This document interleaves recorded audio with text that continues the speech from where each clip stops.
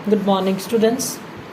सो बेटा हुण आपां यूनिट 3 दे विच जिहड़ा है चैप्टर क्रैडिट क्रिएशन स्टार्ट करना है। ठीक है, लास्ट चैप्टर आपां कीता सी बैंक वाला, हुण अपने कोले क्रैडिट क्रिएशन। क्रैडिट की हुंदा है? उधार क्रिएट करना। मतलब बैंक 'च जदों पैसा है वो आपां डिपॉजिट कराने हाँ तो बैंक्स की करते हैं उस पैसे दे नाल जो आप पहला पैसा डिपॉजिट कराने उन्होंने कहते प्राइमरी डिपॉजिट। ठीक है, उस डिपॉजिट्स नू बैंक अपने कोल एज इट इज़ नहीं रखता। बैंक उहदा कुछ एक फॉर्म आपदे कोल रख के जिन्हों असीं कहने CRR कैश रिजर्व रेशो कुछ परसेंटेज अपने कोल सिक्योरिटी रख के बाकी का पैसा एज अ लोन जिन्होंने लोगों को पैसे की जरूरत है उन्होंने दे दिंदा है, उन्होंने कहने असी सेकेंडरी डिपॉजिट्स। ठीक है, हुण प्राइमरी डिपॉजिट्स तो सेकेंडरी डिपॉजिट्स काफ़ी गुना होंदे ने। जे असी 1000 रुपये बैंक च डिपॉजिट कराने तो बैंक उहदे तो 10,000 तक के सेकेंडरी डिपॉजिट्स ने जिहड़े वो क्रिएट कर सकता है। सो क्रैडिट क्रिएशन की है? कमर्शियल बैंक्स का मेन फंक्शन है। Credit creation means power of banks which enable them to expand their secondary deposits through loans, advances, investments more than their primary deposits। जो उन्होंने को एक्चुअली डिपॉजिट्स आए होंगे ने उन्होंने तो होर डिपॉजिट्स वो क्रिएट कर देंगे ने। So by creating credit commercial banks help in increasing money supply in the economy दे विच मनी सप्लाई है जिहड़ी इनक्रीज हो जूगी। मनी सप्लाई इनक्रीज का मतलब लोगों के हत्थां 'च पैसा आऊगा, परचेजिंग पावर वधूगी। परचेजिंग पावर वधूगी it means total demand aggregate demand जो आप कीनजियन थेरी विच कीता सी, एग्रीगेट डिमांड इनक्रीज होगी। एग्रीगेट डिमांड इनक्रीज होगी तो प्रोडक्शन इनक्रीज होगी, प्रोडक्शन इनक्रीज होगी तो इंपलॉयमेंट अपॉर्चुनिटीज़ क्रिएट होंगे। सारा एक सर्कल है जो कि मनी सप्लाई दी इनक्रीज नाल पॉसीबल होगा। Because money supply in an economy increases the volume of currency in the circulation by increasing volume of currency in circulation और by increasing the demand deposits। जिहड़ी banks ने वो की करते ने क्रेडिट क्रिएट करके जिहड़ी डिवेलपमेंट है या ग्रोथ प्रोसैस है उन्होंने चलाते हैं। Currency in circulation is under the domain of central bank. जिहड़ी करेंसी है वो तो सेंट्रल बैंक के अंडर है। ठीक है, and is decided by spending behaviour of the government. Deposit component है जिहड़ा मतलब देखो पैसा तो सरकार के हाथ कि इकोनमी कितना पैसा आना चाहिए है, कितना सर्कुलेट होना चाहिए, कितना नहीं होना चाहिए, पर उन्होंने पैसे नू जिहड़ा है वधाउणा है उहदी क्रेडिट एक्सपेंशन पावर है वो कमर्शियल बैंक्स के उत्ते हुंदी है ते वो किहदे उत्ते अगे डिपेंड करती है?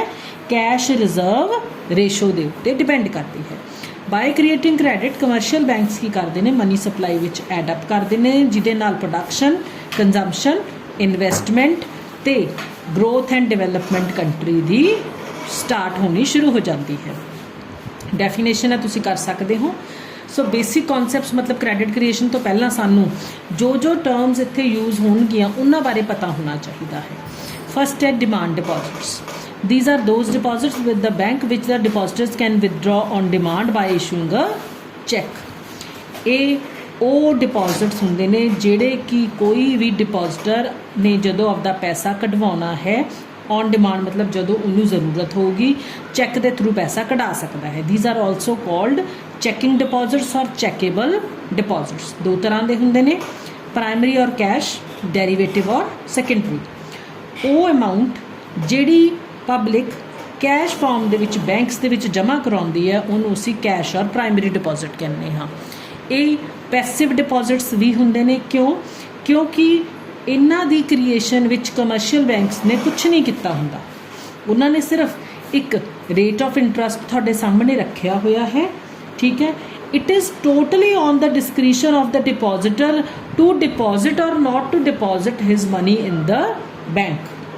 ठीक है, हुण जदों एक बारी एक बंदा बैंक तक आ गया उस तो बाद जो काम है कमर्शियल बैंक्स का डेरीवेटिव और सेकेंडरी डिपॉजिट्स के उत्ते शुरू होना है। So whenever a person approaches a bank for loan he is not given the loan in cash. Rather ਕੀ ਕਰ ਦਿੱਤਾ ਜਾਂਦਾ ਹੈ, ਉਹਦੇ ਨਾਮ 'ਚ ਇੱਕ ਅਕਾਊਂਟ ਖੋਲ੍ਹ ਦਿੱਤਾ ਜਾਂਦਾ ਹੈ and he is allowed to withdraw the required amount by issuing a cheque. ਇਸ ਡਿਪੋਜ਼ਿਟ ਨੂੰ ਅਸੀਂ ਸੈਕੰਡਰੀ ਜਾਂ ਡੈਰੀਵੇਟਿਵ ਡਿਪੋਜ਼ਿਟਸ ਵੀ ਕਹਿੰਦੇ ਹਾਂ। ਸੋ ਜਿਹੜਾ ਵੀ ਹਰੇਕ ਲੋਨ ਬੈਂਕ ਦਿੰਦਾ ਹੈ ਉਹਦੇ ਨਾਲ ਇੱਕ ਨਵਾਂ ਡਿਪੋਜ਼ਿਟ ਕ੍ਰੀਏਟ ਹੋ ਜਾਂਦਾ ਹੈ। ਸੋ ਡੈਰੀਵੇਟਿਵ ਔਰ ਸੈਕੰਡਰੀ ਡਿਪੋਜ਼ਿਟਸ ਕਿਉਂ ਹੁੰਦੇ ਨੇ, ਕਦੋਂ ਹੁੰਦੇ ਨੇ ਪੋਸੀਬਲ, ਜਦੋਂ ਸਾਡੇ ਕੋਲ ਪ੍ਰਾਇਮਰੀ ਡਿਪੋਜ਼ਿਟਸ ਹੁੰਦੇ ਨੇ, ਕਿਉਂਕਿ ਜਿਹੜੇ ਬੈਂਕਸ ਨੇ ਉਹ ਆਪਣੇ ਪੁਰਾਣੇ ਐਕਸਪੀਰੀਅੰਸ ਦੇ ਬੇਸ ਦੇ ਉੱਤੇ ਕੁਛ ਇੱਕ ਅਮਾਊਂਟ ਆਪਣੇ ਕੋਲ ਫਰੋਮ ਪ੍ਰਾਇਮਰੀ ਡਿਪੋਜ਼ਿਟਸ ਰੱਖ ਲੈਂਦੇ ਨੇ ਤੇ ਬਾਕੀ ਦੇ ਅਮਾਊਂਟ ਦੀ ਉਹ ਕ੍ਰੈਡਿਟ ਕ੍ਰੀਏਟ ਕਰ ਦਿੰਦੇ ਨੇ। So creation of secondary deposits is large, ਜਿੰਨਾ ਉਨੀ ਹੀ ਲਾਰਜ ਹੋਊਗੀ ਜਿੰਨਾ ਹੀ ਤੁਸੀਂ CRR ਘੱਟ ਰੱਖੋਗੇ। ਇਟ ਮੀਨਸ ਜੇ CRR ਤੁਹਾਡੀ ਜ਼ਿਆਦਾ ਹੈ ਤੁਹਾਡੇ ਲੋਨਸ ਕੀ ਹੋਣਗੇ ਜਾਂ ਕ੍ਰੈਡਿਟ ਘੱਟ ਕ੍ਰੀਏਟ ਹੋਊਗਾ, ਜੇ CRR ਘੱਟ ਹੋਊਗੀ ਤਾਂ ਲੋਨਸ ਤੁਸੀਂ ਜ਼ਿਆਦਾ ਕ੍ਰੀਏਟ ਕਰ ਸਕੋਗੇ। ਸੋ ਲੋਨਸ ਕ੍ਰੀਏਟ ਡਿਪੋਜ਼ਿਟਸ, ਡਿਪੋਜ਼ਿਟਸ ਕ੍ਰੀਏਟਸ ਲੋਨਸ। ਸੋ ਡਿਮਾਂਡ ਡਿਪੋਜ਼ਿਟਸ ਦੋ ਤਰ੍ਹਾਂ ਦੇ ਹੋ ਗਏ, ਪ੍ਰਾਇਮਰੀ ਪਲੱਸ ਸੈਕੰਡਰੀ ਔਰ ਦਾ ਡੈਰੀਵੇਟਿਵ ਡਿਪੋਜ਼ਿਟਸ। ਫਿਰ ਨੈਕਸਟ ਆਪਣੇ ਕੋਲੇ CRR ਕੈਸ਼ ਰਿਜ਼ਰਵ ਰੇਸ਼ੋ, ਜੋ ਬੇਸਿਕਲੀ ਤੁਹਾਨੂੰ ਸਮਝਣੀ ਹੈ। ਠੀਕ ਹੈ, ਦੇਖੋ ਬੇਟਾ ਹੁਣ ਮੰਨ ਲਓ ਬੈਂਕ ਹੈ, ਇੱਕ ਮਿੰਟ ਮੈਂ ਤੁਹਾਨੂੰ ਇੱਕ ਐਗਜ਼ਾਮਪਲ ਲੈ ਕੇ ਸਮਝਾਉਂਦੀ ਹਾਂ। ਤਾਂ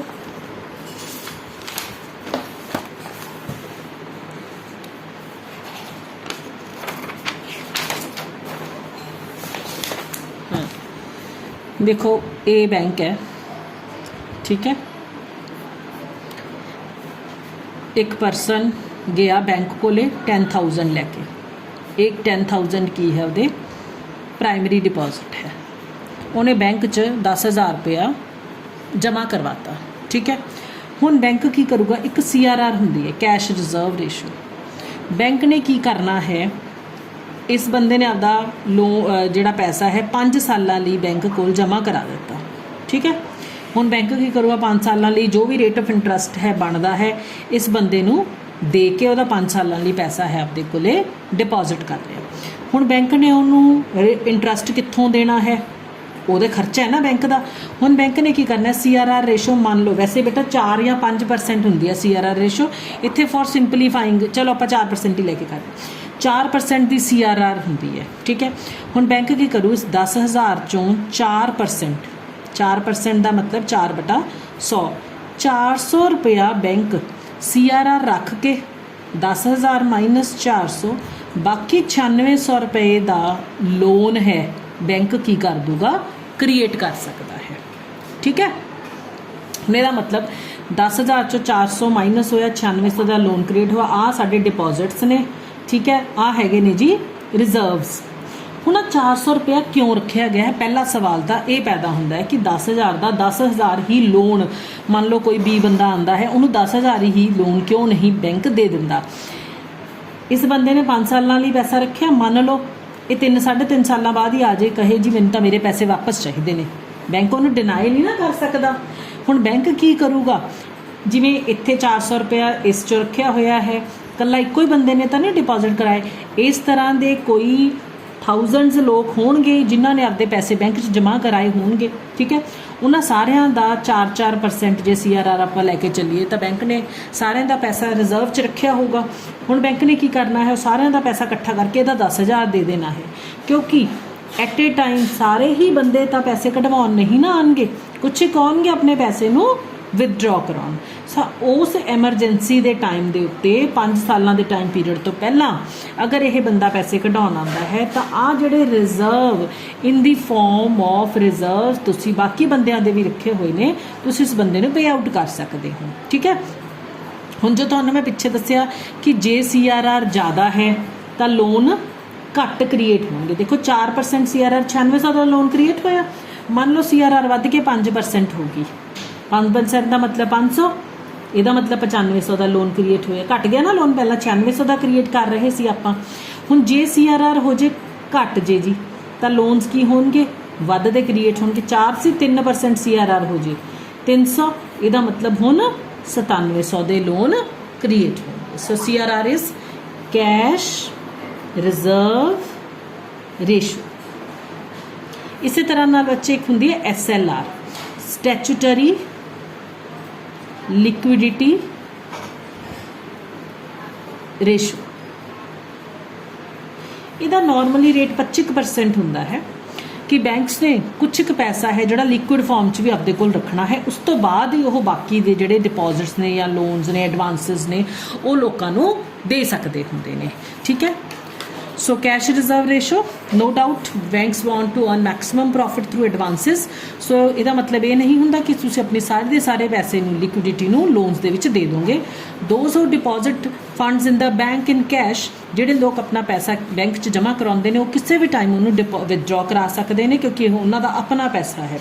ਇਸ ਲਈ ਬੈਂਕ ਨੂੰ ਕੁਛ ਇੱਕ ਪੈਸਾ ਹੈ ਜਿਹੜਾ ਉਹ ਕੈਸ਼ ਰਿਜ਼ਰਵ ਫਾਰਮ 'ਚ ਰੱਖਣਾ ਹੋਗਾ ਤਾਂ ਕਿ ਡਿਪੋਜ਼ਿਟਰ ਦੀਆਂ ਜ਼ਰੂਰਤਾਂ ਨੂੰ पूरा किया जाए। The part of the total deposits which the bank keeps with itself in cash is simply called the cash reserve. So ratio of cash reserve to total demand deposits is called cash reserves ratio. एक access reserves भी होंगे ने, amount जी bank के इन access of cash reserve पई होंगी उन्होंने असीं access reserve कहने हाँ। बैंक इन्हां रिजर्व्स नूं यूज़ कर सकता है क्रेडिट क्रिएट करने वास्ते। वैन डिमांड्स एक्सीड्स तो सप्लाई ऑफ क्रेडिट भी एक्सीड हो जाती है तो returns on the loan high हो जाती ने। Next we have credit multiplier. Credit multiplier is the ratio of increase in total deposits to increase in primary deposits. जे प्राइमरी डिपॉजिट्स इंक्रीज होंगे 1000 रुपए के तो क्रेडिट 10,000 तक का इंक्रीज हो गया तो असी की कढ़ लाँगे क्रेडिट मल्टीप्लायर कढ़ लाँगे। 1 कैश रिजर्व रेशो मीनस जी क्रेडिट मल्टीप्लायर है वो दसदा है कि प्राइमरी डिपॉजिट्स तो किन्ने दे डिपॉजिट्स क्रिएट हो सकते हैं, किन्ने मल्टीप्लाई हो सकते हैं। जिन्ने का थोड़े कोले जी कैश रिजर्व रेशो है उन्ने टाइम्स का जोड़ा क्रेडिट है वो क्रिएट हो सकता है। ठीक है, so this process of credit creation this we will do in the next video. Till then good bye बेटा।